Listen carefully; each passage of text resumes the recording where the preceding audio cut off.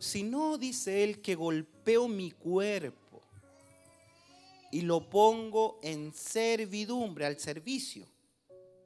No sea, aquí viene la advertencia, que habiendo sido heraldo para otros o predicador de otros, heraldo es un predicador, es un anunciador, no sea que habiendo sido un heraldo, un comunicador para otros, yo mismo venga a ser eliminado.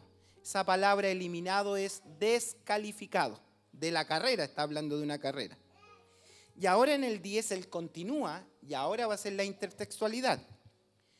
Porque no quiero, hermanos, ahí se va a referir a ellos, que ignoréis que nuestros padres todos estuvieron bajo la nube y todos pasaron el mar y todos en Moisés fueron bautizados en la nube y en el mar y todos comieron el mismo alimento espiritual y todos bebieron la misma bebida espiritual porque bebían de la roca espiritual que los seguía y la roca era Cristo. ¿Notaron todas las veces que se repite en estos pocos versos la palabra todos? Todos. Está hablando de una generalidad. Todos vivenciaron estas experiencias, pero no todos supieron calibrar en su vida espiritual lo que significaba. Y eso es terrible.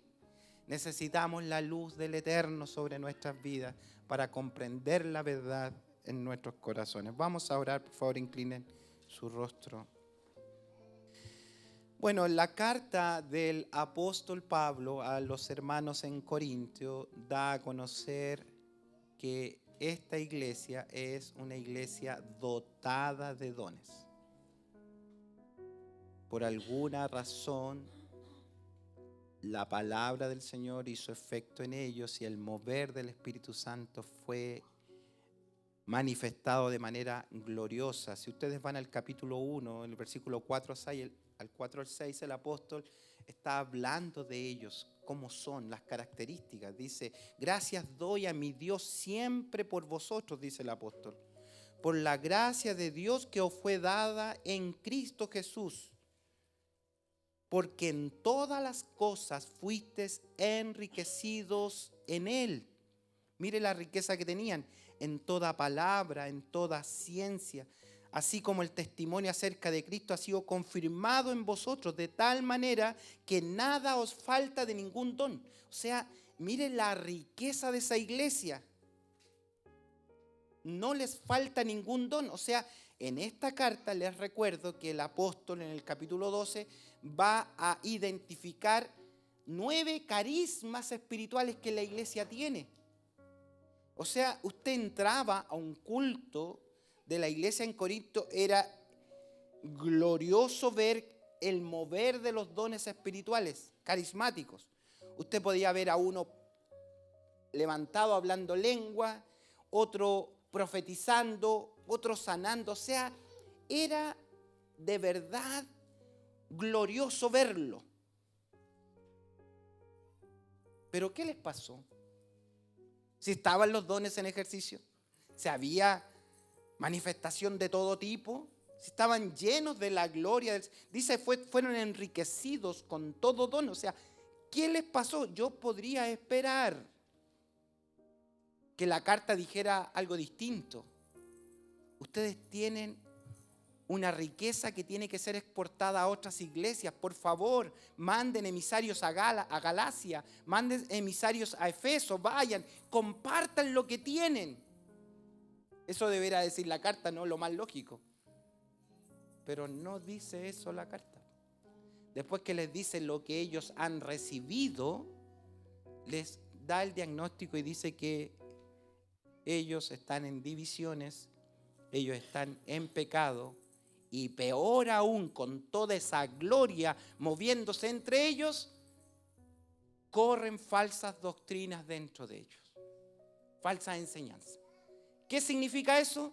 Que no se preocuparon de aprender lo que a todo cristiano conviene saber y entender, que son fundamentos sólidos en la palabra del Señor. Y cuando no hay fundamentos, cuando no hay palabra, cuando no hay confesionalidad, cuando no está la doctrina puesta para regular el quehacer de la iglesia, estos son los síntomas que se van a ver en la congregación: división, pecados y falsa doctrina. Podríamos seguir hablando lengua. Al decirlo de esta forma, espero que no me malinterprete, que estoy contrario a los dones. Lejos está de mí pensar eso. Lo que estoy diciendo, que Dios dota a las personas de manifestaciones espirituales, pero estas personas necesariamente tienen que fundamentar su fe, sus creencias, para que esos dones que Dios les dio los ponga al servicio del cuerpo de Cristo. Y el propio apóstol Pablo dice que estos dones no son para hacer entretenido el culto o vivo el culto, o que están apagados, o que parece una iglesia muerta, parece cementerio, nadie dice amén. No, el objetivo de los dones no es avivar la fiesta, que usted se sienta bien, qué lindo estuvo el culto. No, el objetivo de la riqueza de los dones en los creyentes es una sola cosa: la edificación del cuerpo de Cristo. Esa es la misión de la iglesia. La iglesia tiene que ser edificada con fundamentos sólidos en la verdad. ¿Qué les pasó a los corintios? ¿Qué les pasó a ellos? ¿Cómo es posible que una iglesia o una persona que ha sido dotada de estos dones llegue a esta condición? Divisiones, pecados, falsa doctrina. Bueno, en toda la carta se da a conocer por lo menos 3 condicionantes que tenían. Mezclaban el evangelio con la sabiduría del mundo. Por ahí en algunos capítulos él va a hablar, dice que es diferente la sabiduría del mundo. Por eso que Dios escogió a lo necio. A lo necio significa que rechazó el concepto mundial para recibir la sabiduría de lo alto. Entonces ellos estaban mezclando. Ya les di todo en el sermón pasado, todas las características de Corinto. Pero ellos estaban mezclando esa cultura que los rodeaba, su pensamiento con la doctrina. Y eso es peligroso, hermano, en cualquier etapa de nuestra vida. En cualquier etapa de su caminar cristiano. Usted puede llevar 40 años, Carlito, en el evangelio, pero no vaya a mezclar en algún minuto lo que es la palabra del Señor con su pensamiento.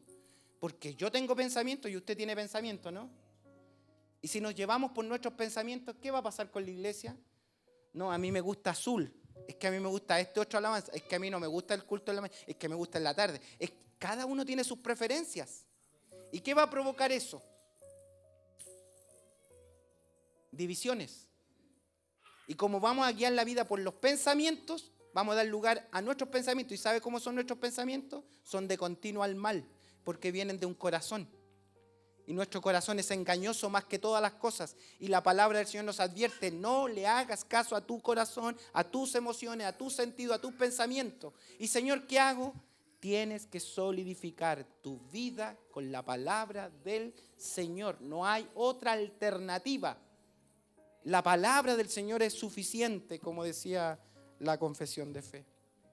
Otro síntoma que tenían ellos: se gloriaban en sí mismos. ¡Wow! Ellos eran los mejores, ellos sí que eran los espirituales. Ellos no eran como los otros. Peor aún, dentro de la iglesia dice: mi don es más importante que el tuyo. Imagínense peleando por los dones. ¿Se imagina una iglesia así? Que ha sido enriquecida con todo don, dice el capítulo 1. Pero peleando por los dones. ¿Cuál don es mejor que otro? Y otro problema que tenían, que no solo se gloriaban en sí mismos, sino que eran selectivos. Entonces, unos decían: yo soy de Pablo, otros decían: yo soy de Cefas, yo soy de Apolos, otros decían: yo soy de Cristo. ¿Qué puedo decir de esto? Que eran inmaduros, que eran, como dicen los chilenos, eran cabros chicos.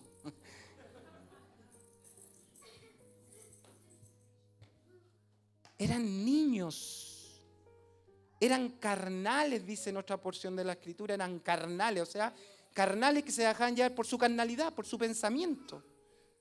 Eran carnales, eran niños. Y confundían el verdadero significado del servicio cristiano. Lo confundían. No tenían claridad de esto. Mire lo que dice el capítulo 1, versículo 26, y él les habla de que ellos fueron dotados con toda esta riqueza del cielo porque Dios les entregó una vocación de servicio. O sea, Dios nos da dones porque coloca una vocación, podríamos decir, una forma de vivir la vida de la fe. Nos dota, pongámosle con un título profesional espiritual, para servicio de la iglesia. Él lo hizo. Nos dio los dones para la vocación, dice el versículo 26. Voy a leer el 26, el 29, el 31 del capítulo 1. Después que les dice esto, dice, pues mirad. O sea, siempre es bueno mirar, hermanos. Siempre es bueno mirar. Pues mirad, hermanos. Fíjese que les habla en primera persona a cada uno. Pues mirad, hermanos, vuestra vocación, que no soy muchos sabios, según la carne.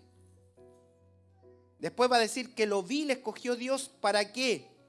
Para que nadie se jacte en su presencia, dice el versículo 29. Nadie se jacte en su presencia.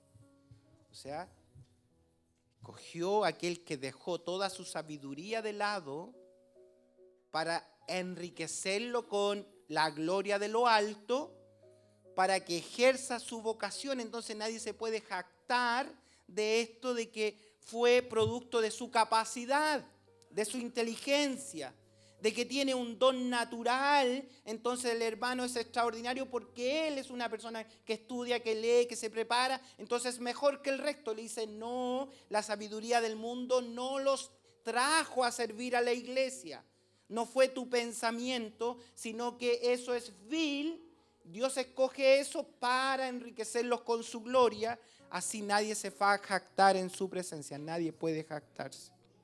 Y termina el capítulo 1 en el 31 diciendo, para que el que se quiera gloriar de algo, gloríese en el Kyrios, en el Señor. Recuerde que 70 veces en la carta el apóstol dice, tú tienes un Kyrios, tú tienes un Señor, gloríate en Él, porque no fuiste tú, no fue tu capacidad, esos dones no son tuyos, te los colocó el Rey. Y si el Rey te miró con misericordia, te dotó, lo mínimo que puedes hacer es gloriarte en Él y darle honor a Él. ¿Cómo le vamos a dar honor al Señor? Demos más gloria a Dios. Y podría yo motivar las emociones. Tenemos que aprender a tener discernimiento espiritual de lo que son emociones a lo que es el espíritu. Porque las emociones fluyen fácilmente y el peligro que reviste el final de los tiempos es justamente las emociones. Otros apóstoles le llaman sensualismo, cosas sensuales, o sea, que mueven los sentidos. Una música mueve sentidos, una expresión mueve sentidos. Si ponemos todo a dar gloria a Dios y damos gloria a Dios, gloria a Dios, gloria, y yo lo paro, ¿cuánto? Y le empiezo a decir, ¿crees que Dios te va a bendecir? ¿Crees que esta noche, dale gloria a Dios, Dios te bendice? El hermano se va a sentir como, y va a hablar, gloria a Dios, gloria a Dios. Entonces dale gloria a Dios. Y puedo decir al otro, mire usted, corre de aquí para acá y Dios te va a bendecir. Entonces el hermano se siente, pueden ser, pero si no siento a ese hermano y le digo, mire hermano, de 50 gloria a Dios, lo acompaño, pero estudie la palabra. Fundamente su fe, para que cuando dé gloria a Dios sepa que le está dando gloria a Dios y no al hombre. Que no quiera parecer usted más espiritual que el resto. Que usted ha sido dotado, ¿para qué? Para que el que se gloríe, gloríese en el Señor. Señor, tú colocaste esto en mí, es tuyo, Señor. Nada que vengan a decirte aquí, el pastor, es que mi pastor, no hay como mi pastor. Por favor, no lo digan, es veneno. El que se gloríe, gloríese ¿en quién? En el Señor. Otros se glorían de la institución, del letrero. Es que no hay como nosotros los pentecostales, tremendo. Todos los otros están perdidos. Yo crecí, hermano, en una iglesia donde era la iglesia, de hecho, dentro de la denominación, la iglesia era la única que se iba al cielo. Yo pensé eso, me lavaron el cerebro de niño y dice, no, esta es la única iglesia, no somos como esos otros, nosotros somos la única iglesia que va para el cielo. Miren lo que yo pensaba. Hasta que comprendí la verdad. Necesitaba fundamento de comprender que era la gracia abundante del Señor que va llamando para su servicio. En el capítulo 3, versículo 9 nos dice que nosotros somos colaboradores de Dios en esta obra. Somos colaboradores de Dios. En el sermón pasado entonces hablamos de la carnalidad de los corintios y ellos estaban en serio riesgo de volverse vasos de deshonra. Dice el apóstol Pablo a los Timoteos que en una casa grande hay vasos de honra y vasos de deshonra. Y les recuerdo que no estamos hablando de soteriología o de la doctrina de la salvación. No estamos hablando de ganar salvación, perder salvación, que se pierde la salvación, que un vaso de deshonra. No está hablando el tema de eso y no es el tema del sermón. No estamos hablando de la doctrina de la salvación. Estamos hablando de la doctrina del servicio cristiano.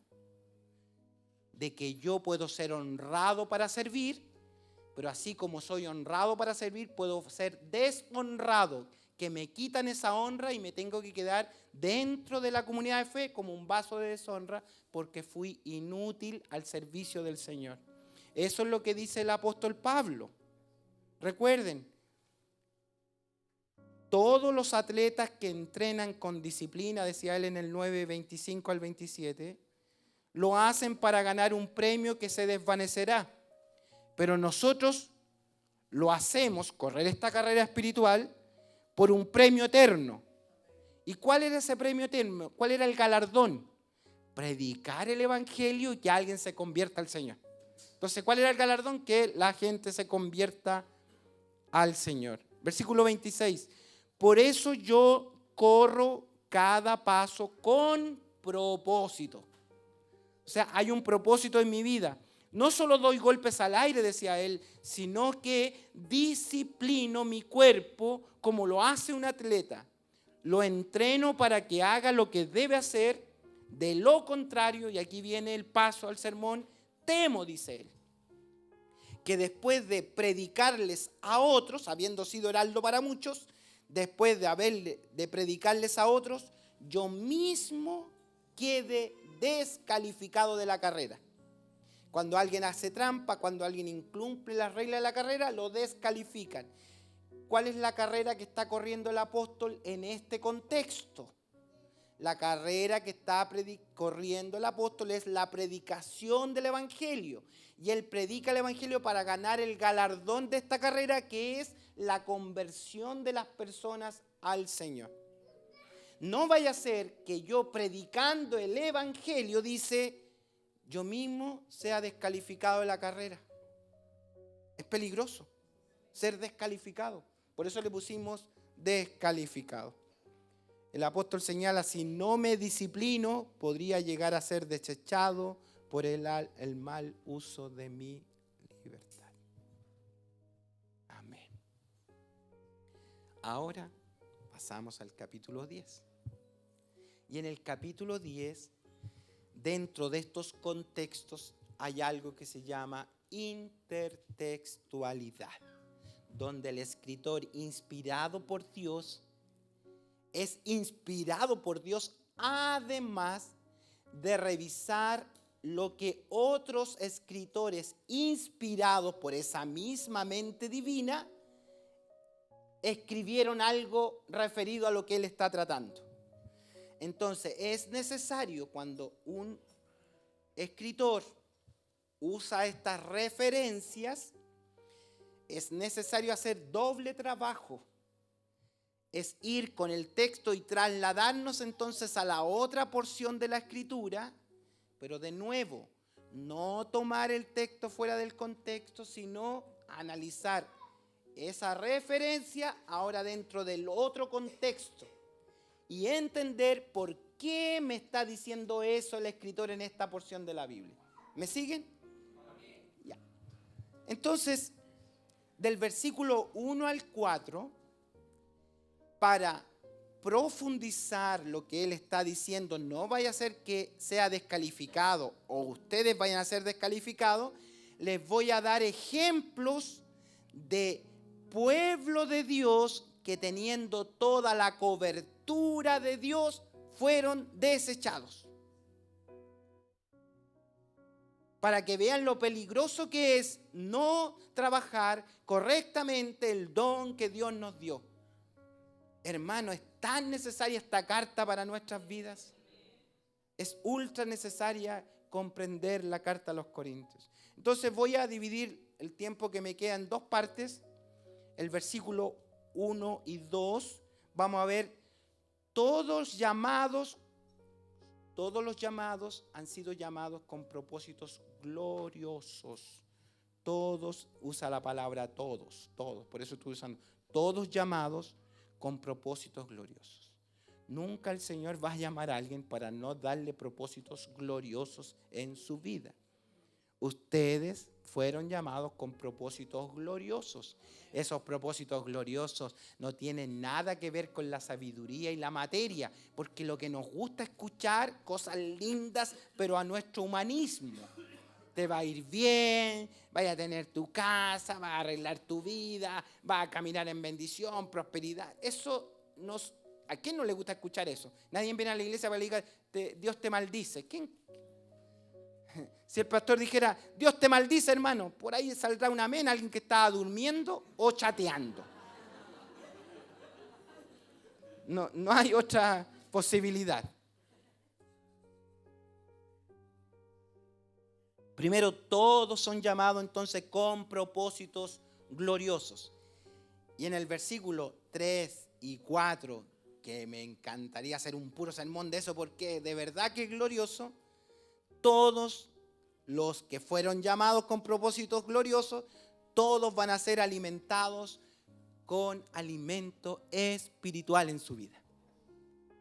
Veamos eso. Veamos primero todos los llamados con propósitos gloriosos. Entonces el apóstol va a tomar la intertextualidad y se va a ir al texto de Éxodo. Cuando el pueblo de Israel, permítame ese contexto, el pueblo de Israel está afligido en Egipto y va Dios con mano poderosa y los rescata. Como quien rescata a una novia que está siendo aprisionada por un enemigo. Va el Señor, un redentor, y lo liberta con manos poderosas. Los saca de ahí. Pero al sacarlos de su esclavitud, Dios diseñó un propósito para ellos. No era solo sacarlos de la esclavitud, arreglarles la vida. No era arreglarles la vida el propósito. El propósito era mucho mayor.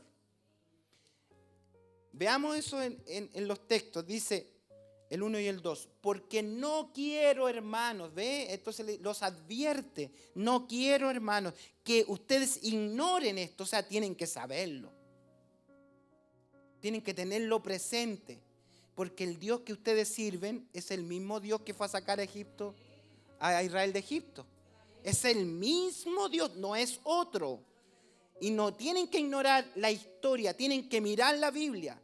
Pero si usted está solo cantando y saltando, pero no atendiendo la palabra, se puede perder esta gran verdad. Por eso dicen, no quiero que ignoréis. Le dice, paren el culto, paren. Hermanito, cállese, hermana, cállese. No es tiempo de profecía, no es tiempo. Siéntese. Le dice, todos, ahora que están callados, no quiero que ninguno ignore esto, dice. ¿Van siguiendo la lógica? Porque a veces tenemos que parar el fervor. No, para. Siéntate un poco, concéntrate. No quiero que ignores esto, porque el Dios que sacó a Israel de Egipto es el mismo Dios, no es otro Dios que está en medio de la iglesia. Y este Dios no ha cambiado y le sucedieron cosas a ese pueblo que pueden pasarte a ti. Entonces, no ignores, dice, que nuestros padres, porque habla de padres, y ahí es mixto, y recuerde que hay gentiles, no eran sus descendientes de allá. ¿Por qué habla de padres? Porque hay un puro propósito en toda la Biblia, del Génesis, desde el protoevangelio hasta Apocalipsis, es una, todos somos hermanos, todos somos un solo pueblo. Hay un solo propósito. ¿Cuál es el propósito? Que Dios ha decidido revelar su gloria a las personas.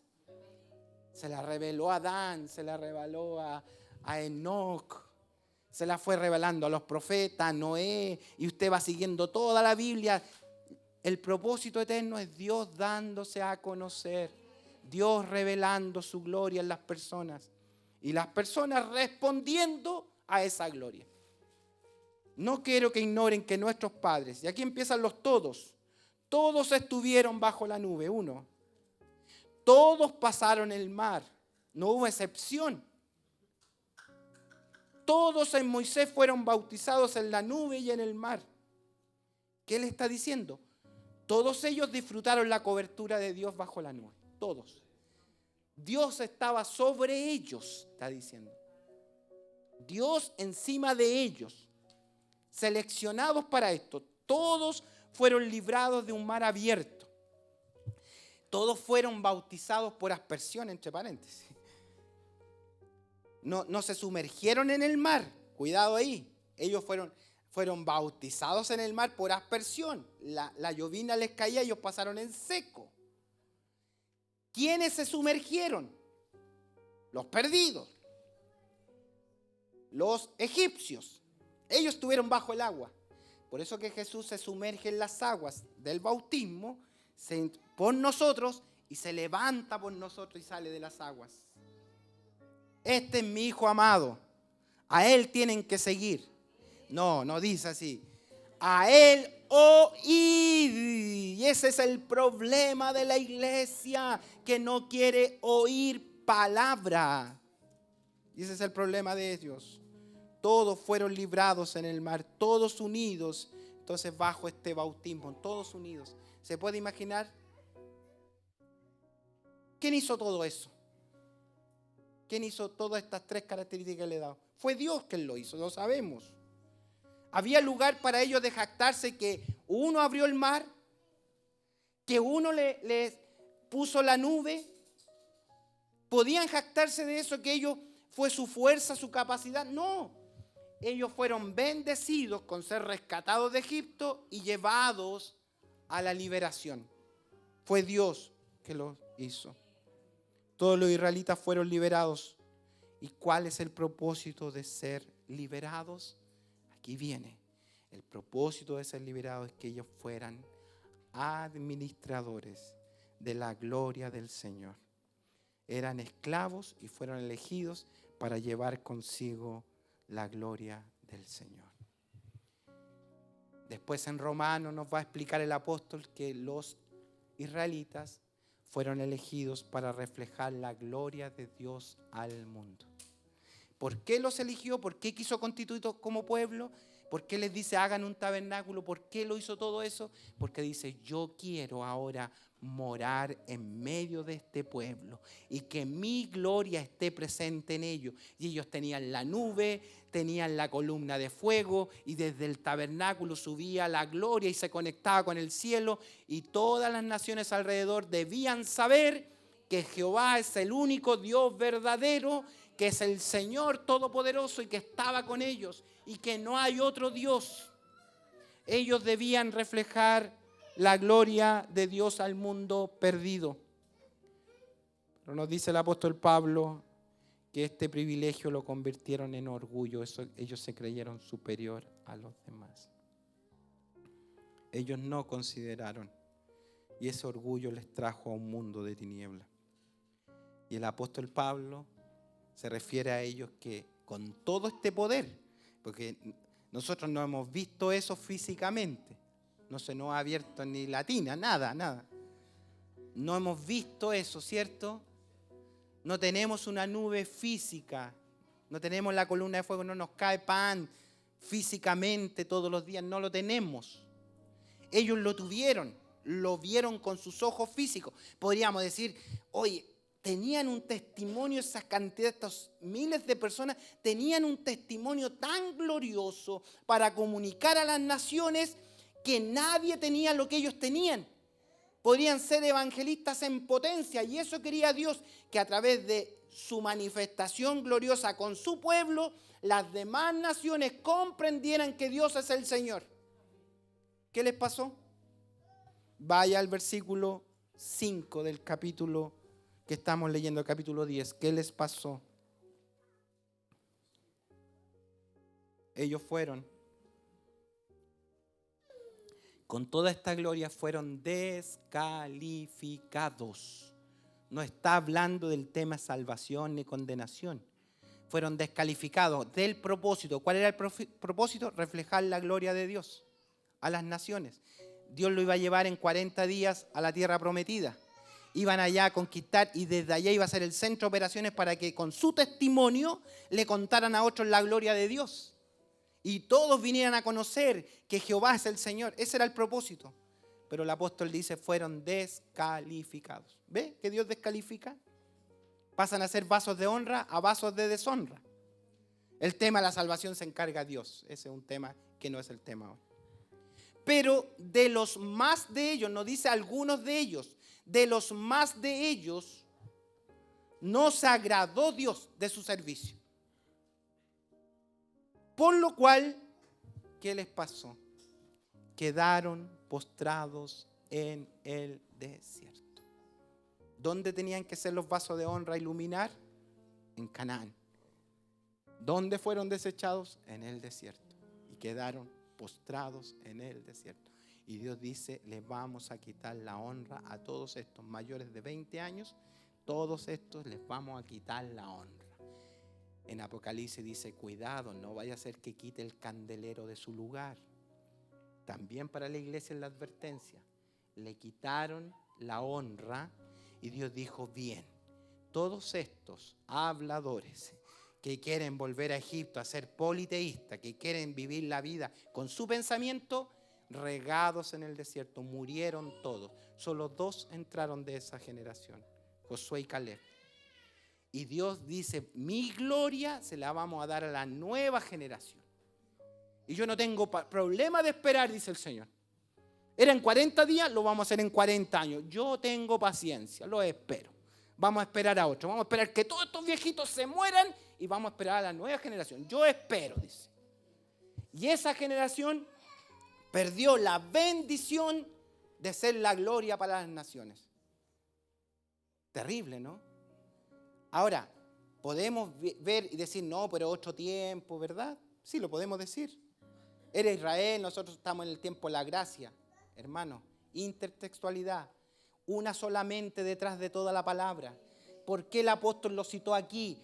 No quiero que ignoren esto, porque este es el Dios que servimos. Este es el Dios que tú tienes que gloriarse en su presencia, porque todo lo ha hecho Él. Todos nuestros padres somos de la misma gen. Todos nuestros padres quedaron postrados en el desierto. No nos vaya a pasar lo mismo, porque todos fuimos llamados con propósito.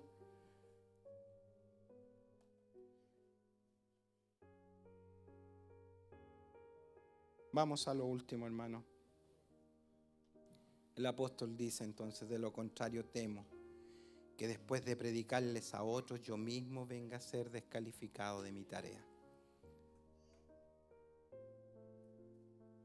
Tenemos un trabajo que hacer y no se ha acabado el trabajo.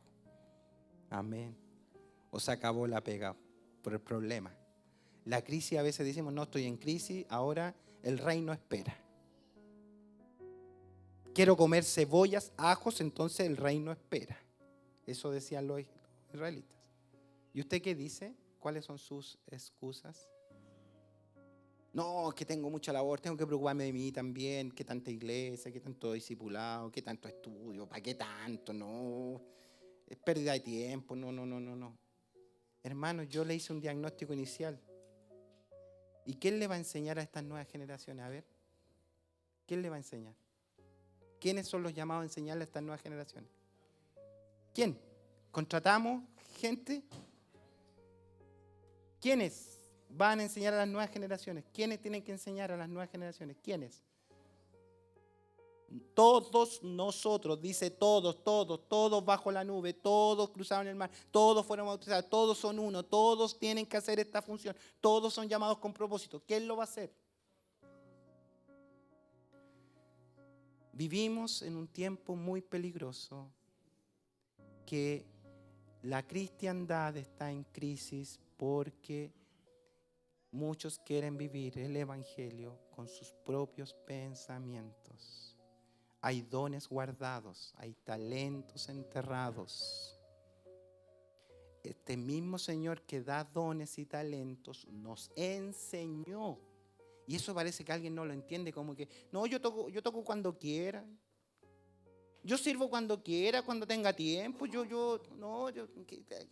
¿Qué tanto fanatismo? Haga lo que quiera. Yo canto. Mire, un consejo aquí. Yo siempre le digo a las personas que llegan a la congregación, no cambies su característica. Si usted es efusivo, ¿por qué tiene que dejar de ser efusivo? Miren, si yo siento gozo, yo me voy a poner a saltar. Y si el Señor viene a mí y hay que hablar, hablamos en lengua. ¿Cuál es el problema? ¿Voy a tener vergüenza de lo que el Señor ha dado a mi espíritu? No tengo vergüenza. No, ¿por qué cambiar? El Señor no cambia, hermano, no cambia. No cambia el Señor. Temo que después de predicarle a otros, yo mismo venga a ser descalificado. Y termino el sermón con que todos fueron alimentados o sustentados, porque como es la gloria es espiritual, esta gloria tiene que ser sustentada con lo espiritual. Nada reemplaza lo espiritual. Vamos a la Escritura para comprender lo espiritual, no para ser niños infantes ahí con el juguete de turno. Que tengo el don, entonces pero el don, y no comprendes lo que es tu don.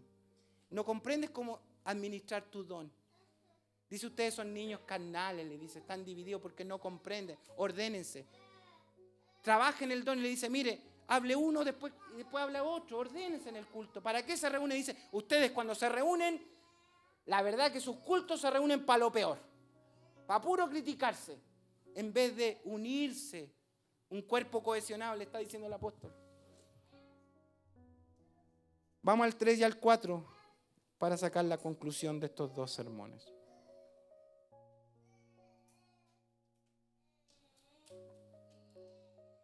Bueno, en contexto, antes de leer, recuerde que los israelitas bebieron agua de una roca. ¿Sí? Pero ellos bebieron agua física. Necesitaban para su físico, agua física. Los israelitas comieron pan físico. Caía el maná, que era una escarcha que se transformaba en harina, y ellos cocinaban el pan. No caía pan amasado y les golpeaban la cabeza, no era así. Caía una escarcha, la tomaban, la molían y ahí hacían de todos los productos con ese cereal que caía del cielo. Pero era físico. Bien. Pero en la intertextualidad, el apóstol, iluminado por esta mente brillante y gloriosa que es Dios, le da a entender que los israelitas, cuando bebieron agua física y cuando comieron pan físico, era obligación de ellos entender que era espiritual. Pero dice, pero claro, lo viene a entender el apóstol Pablo, lo vemos a entender nosotros porque sabemos que el agua es Cristo, que el pan es Cristo, que la roca es Cristo, nosotros lo entendemos. Pero lo que está diciendo él, que cuando uno administra las cosas de Dios, debe entender que es espiritual. Porque él no se... Mire cómo lo dice el apóstol. todos comieron el mismo alimento. ¿Qué dice?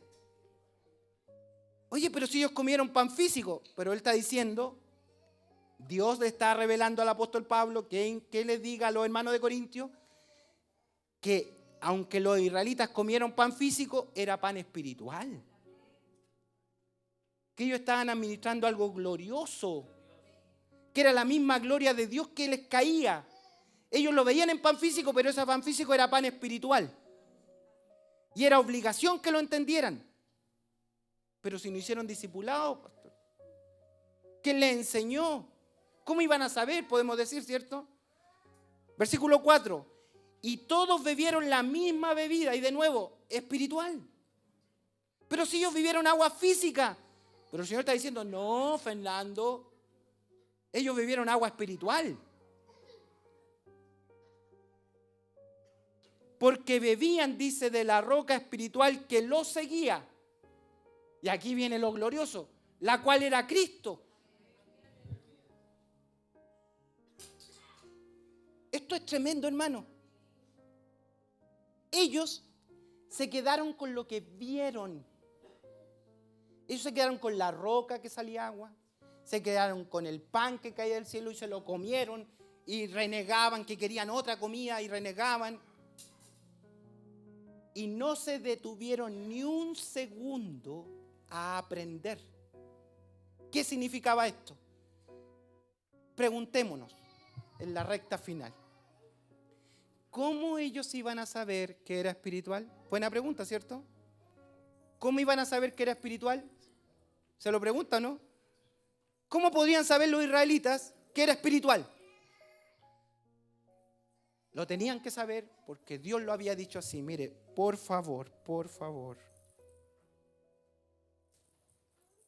Éxodo 17, versículo 6.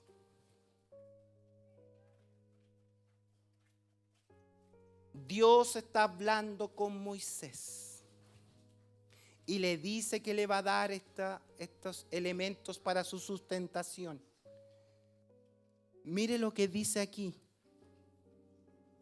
Este es el punto de conexión del texto que hoy, para que ejercitemos nuestros dones y los pongamos al servicio de Dios, porque todo lo que hacemos, hermano, por favor, todo lo que hacemos, sacar agua de la roca, ir a buscar pan, preparar, caminar en el desierto, todo es con el propósito de la gloria del Señor y todo es espiritual. Dice así, cuando habla Dios con Moisés, le dice: he aquí, yo estaré delante de ti, allí estaré sobre la peña. Yo voy a estar ahí en la peña, voy a estar en la roca. Yo voy a estar delante de ti, en Horeb, y golpearán la peña, y saldrán de ellas agua, y beberán el pueblo. Y Moisés lo hizo en presencia de los ancianos de Israel. Entonces, él trajo, la primera vez que sacó agua, él trajo al pueblo. Y Moisés les dijo, se los dijo, porque la Biblia dice que se los dijo, le dijo: Israel, ustedes ven una roca, pero sobre esa roca está Dios. Y ese Dios les va a dar agua, les va a dar alimento, los va a llenar de su gloria. Aunque no lo ven, está ahí. Tenían que saber que era espiritual. Tenían que comprender que el Dios eterno los había mirado con misericordia y los había dotado de gloria. Cada vez que ellos iban a la roca, se inclinaban a sacar agua y ahí sobre la roca estaba Él. Él estaba ahí en presencia, Él prometió estar. Yo estaré delante de ti, allí sobre la roca estaré yo. Por eso el apóstol Pablo dice: y la roca que los seguía era Cristo. Él estaba ahí presente. En todo lo que hacían estaba Él presente. Él estaba ahí, estaba ahí, estaba ahí. Por eso les dice: no vaya a ser con nosotros que nos pase lo mismo y que nos olvidemos que el Señor está sobre la iglesia, que el Señor está sobre tu vida, que el Señor está sobre tu casa, que tienes que comprender la verdad, que tienes que comprender la palabra, que tienes que comprender lo que Él dice para comprender que Él está ahí. ¿Qué le pasó al pueblo que lo olvidó? Se olvidó de la palabra. No siguiera, el papá no le dijo al hijo: hijo, mira, tú vas a ir a buscar agua. Tú vas a ir a buscar agua, pero hazlo con reverencia, porque sobre la roca está el Señor ahí. Ellos debieron ver a Jesús, pero estaban cegados. ¿Por qué los hermanos de la iglesia de Corintio no lo estaban viendo y se estaban volviendo inútiles? Dice el versículo 6 del capítulo 10: mas estas cosas, todas estas cosas sucedieron como ejemplo para nosotros. Hay un ejemplo en ellas. Y el apóstol dice: no vaya a ser que yo quede descalificado. Y pregunto aquí por usted, por sus dones, por su llamamiento. Hay una preocupación en mi corazón y en mi alma por lo que acontece en la iglesia del siglo XXI. La gente duditativa, la gente vacilante, la gente inestable, la gente que no le entrega su vida al Señor. Todo lo que le ha pasado a usted, toda la historia de su vida, Carlito, fue Dios que lo rodeó de favor y misericordia. Todos los dones que le dio a Raulito se los dio el Señor desde su cuna. Todo lo que somos, todo lo ha hecho el Señor con nosotros. Él nos ha rodeado de favor y misericordia y Él nos ha dado alimento espiritual. Él está presente en nuestra vida. ¿Cómo nosotros vamos a decir: no quiero servir, no quiero predicar, no quiero cantar, no quiero tocar, no quiero oír, tengo cosas más importantes que hacer? ¿Cómo, hermano, será posible? Pensando que la gracia es un elástico que nunca se cortará. Pero la evidencia de la Biblia es que sí se corta. Sí se corta y pasa a ser un vaso de honra a un vaso de deshonra.